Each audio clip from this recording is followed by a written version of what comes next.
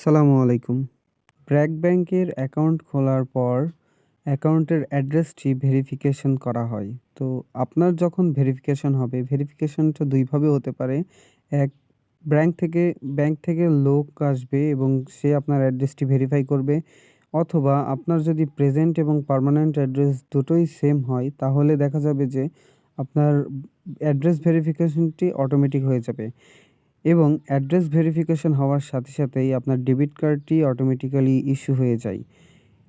এটাই আসলে খুব বড় একটা কোয়েশ্চেন যে আসলে আমার ডেবিট কার্ড কি ইস্যু হয়েছে কিনা? তো আপনি যদি এরম এসএমএস পান, আমাদের রেকর্ডে আপনার কর্মক্ষেত্রের ঠিকানা পরিবর্তিত হয়েছে, তাহলেই মনে করবেন আপনার অ্যাড্রেস ভেরিফিকেশন কমপ্লিট এবং আপনার ডেবিট কার্ডটি ইস্যু হয়ে গেছে।